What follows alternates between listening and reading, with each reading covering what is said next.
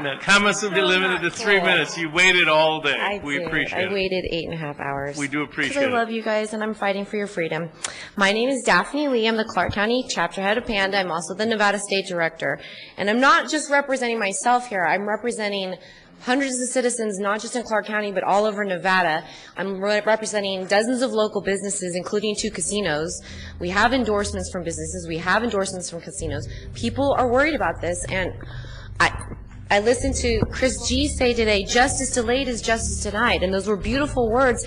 And I saw today in my hours sitting here, you guys stand up for medicinal marijuana, which is still federally illegal, and you guys are taking the stand. And so I'm left here confused why we are not bringing my resolution to the agenda when it's already been passed by the City Council, 5-2. And what we are only doing is reaffirming the rights of due process for the citizens of this county and asking our police department to not assist in a federal agent coming in and taking someone without rights to due process. I don't understand why I'm being ignored on this. It's serious.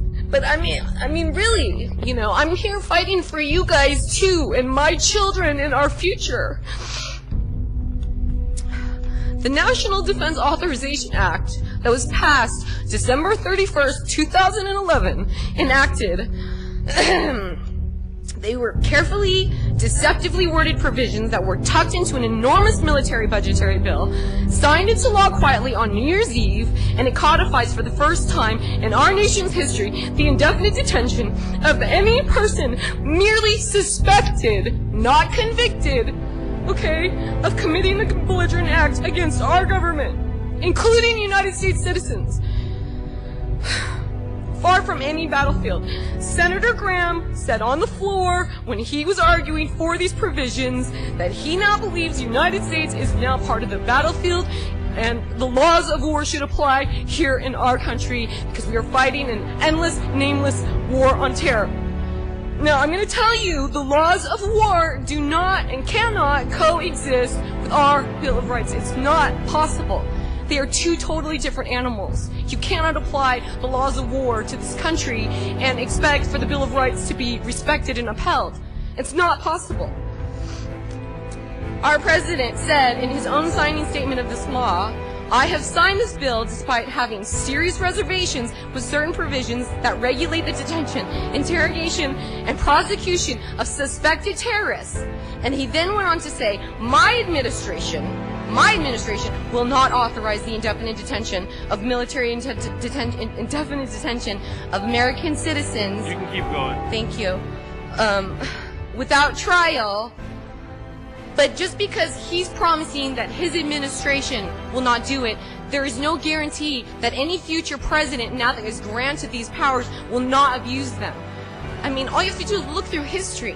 When you grant this kind of a power to the executive branch, which was never supposed to happen this way, we're all scared, okay, terrorism. Now we're like giving up all of our rights. The NSA is collecting all of your data, all of my data. There's streetlights on every single corner now monitoring us. You guys, I was here when we passed the pilot program for the domestic drones, you know, to be brought here to Nevada. We're watching our civil liberties being eroded away. And while I applaud a lot of the stuff that you guys do, I just can't understand. Commissioner Sisolak's the only person here who has sat down and talked to me about this. I've emailed all of you several times. I have been doing this for over a year. I'm just a mom, okay? I'm not gaining anything by doing this. I'm just a mom. I will be happy to sit down and go over the legalese. It's very deceptive. I've talked to senators, congressmen, judges, civil rights attorneys. I've gone through this for a year. I will sit down and talk to you guys about any concerns you have with this. To be honest with you, my own organization doesn't even think this resolution is strong enough.